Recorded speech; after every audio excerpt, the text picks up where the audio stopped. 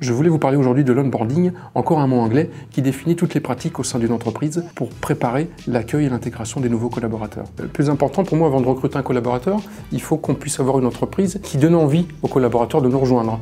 Donc avant de recruter, il faut déjà essayer d'avoir une image de l'entreprise, c'est important. On entend tous les jours que les générations qui arrivent sont quand même un petit peu différentes des nôtres. Elles veulent plutôt adhérer à un projet, elles veulent rentrer dans une entreprise qui les intéresse, et c'est souvent le projet un petit peu avant l'aspect financier.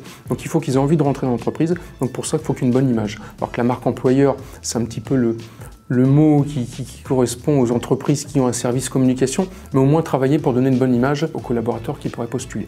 Avant d'onboarder, donc de commencer le processus d'accueil et d'intégration du collaborateur, il faut être capable de recruter.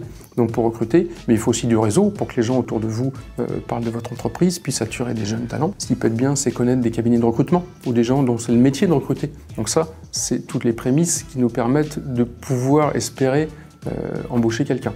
Et après, avant d'intégrer un collaborateur et avant même de recevoir un collaborateur, il faut bien définir le profil, le poste qu'on veut embaucher. Ça, c'est très important. Si on prend l'exemple d'un plombier chauffagiste, s'il a besoin d'un plombier, il faut bien qu'il définisse le poste et puis qu'il embauche un plombier. Qu'il ne se dise pas, je vais prendre un chauffagiste et il fera un petit peu de plomberie.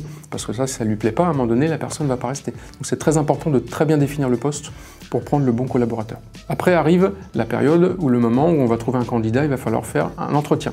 L'entretien d'embauche est vraiment important. Moi, ce que j'essaie de faire, c'est de passer un moment agréable, que l'entretien soit plutôt détendu, passer beaucoup de temps à expliquer le projet de mon entreprise.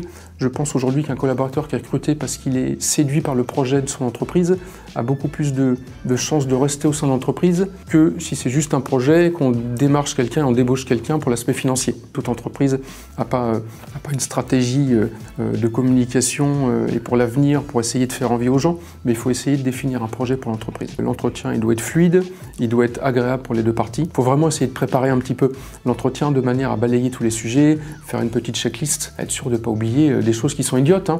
Mais si on oublie de parler du candidat qu'il aura peut-être 2 déplacements par mois et que 2 fois par mois il sera obligé de dormir à l'extérieur, si ça n'a pas été prévu lors de l'entretien, c'est quelque chose qui peut moyennement accepter. Il faut essayer de lister tout ce qui peut être problématique, évoquer tous les sujets, de manière à ce qu'il n'y ait pas de soucis derrière et qu'il n'y ait aucune ambiguïté. Une fois que le salarié est d'accord, c'est bien lui refaire une proposition par mail, c'est très important, en reprenant les points essentiels, pour encore une fois limiter toute ambiguïté.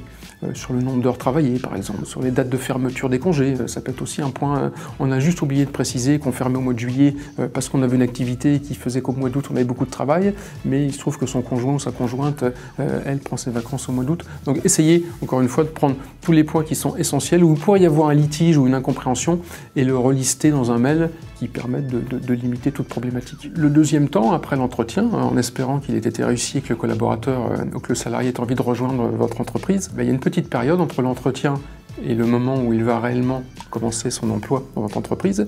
Cette période-là, elle est importante. Alors, il y a tout l'aspect RH que je ne vais pas aborder, préparation du contrat de travail, adhésion à la mutuelle, bon ça c'est un petit peu, c'est vraiment de la RH. Ce temps-là, il est important pour s'organiser, pour que le jour où le collaborateur il arrive, il y ait 0 problème. On est de mieux en mieux structuré et ça se passe plus, mais ça nous est arrivé juste d'oublier de commander un PC, ou de commander une chaise, ou de s'être occupé d'avoir bien créé l'adresse mail pour que le collaborateur, quand il arrive le premier jour, il a une adresse mail. Entre le moment où le collaborateur a accepté l'embauche et le moment où il arrive, il faut s'organiser pour qu'il n'y ait pas de raté le moment où il arrive. Et ensuite, on arrive, le jour le plus important, c'est le premier jour où votre nouveau salarié arrive dans l'entreprise.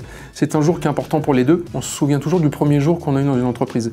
Donc il est important de le soigner. Donc là, encore une fois, il faut tout préparer pour que le collaborateur, à la fin de la journée, il dise « je ne me suis pas trompé ». Vous avez fait 90% du travail si le premier soir, il dit « je suis content d'être rentré dans cette entreprise ». Encore une fois, il faut que l'employeur fasse une petite liste de tout ce qu'il doit faire le premier jour avec son salarié pour que ça se passe bien. Encore une fois, ça peut être le chef d'entreprise ou ça peut être le service qui va s'occuper de l'intégration. Le jour où il arrive, il faut que la personne qui l'accueille soit là à la bonne heure, il faut qu'il y ait un petit moment pour présenter toute l'entreprise et toute l'équipe.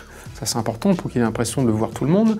Il faut ensuite passer du temps pour lui présenter la façon de travailler tout le monde. Il faut lui présenter les outils informatiques qui sont au sein de l'entreprise. Là, je parle plutôt dans des entreprises de prestation de services, mais si c'est dans la partie manutention ou industrie, c'est pareil. Il faut lui présenter présenter les outils, comment ça se passe. S'il y a des outils technologiques à utiliser, il faut qu'il y ait quelqu'un qui passe vraiment du temps à lui expliquer. Il faut lui montrer tous les usages de l'entreprise, lui expliquer des choses bêtes, hein, mais tiens, tous les matins, les gens, quand ils arrivent, ils passent dire bonjour à tout le monde.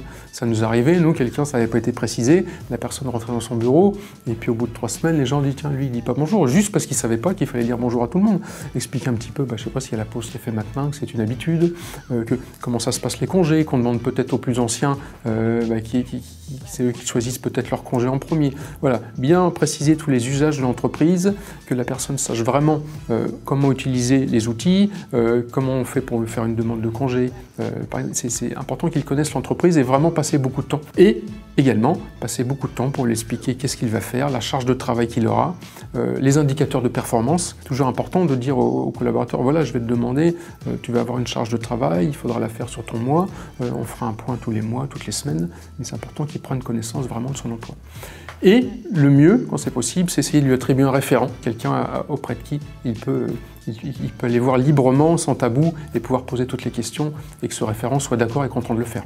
Tout dépend de la taille des entreprises. Quand on peut aller un petit peu plus loin et préparer un livret d'accueil collaborateur ou un livret d'accueil salarié, ça permet vraiment de faire un brainstorming de tout ce qui est important et de lister, de faire vivre ce livret d'accueil de manière à ce que la réussite de l'entrée soit parfaite. Une fois qu'on a fait la première journée, que tout s'est bien passé, il ne faut pas se dire pour le chef d'entreprise que tout est acquis et que ça roule. C'est important de faire des points réguliers avec ses collaborateurs pour savoir si ça se passe bien. Ça nous permet toujours de se remettre en cause. Collaborateur, au bout de 3 semaines, qui dit « bah oui, mais j'ai pas eu trop de suivi » ou « je sais pas où j'en suis dans mon travail » ou j'ai pas eu assez de formation ou on m'a pas expliqué ça ou ça aurait été bien que ce soit fait différemment.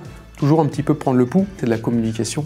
Constamment de la communication pour savoir s'il y a quelque chose qui ne va pas bien, de manière à garder ses salariés. Puisque le but de tout ça, dans le process d'onboarding, c'est bien d'attirer les talents et puis de savoir les garder pour développer son entreprise.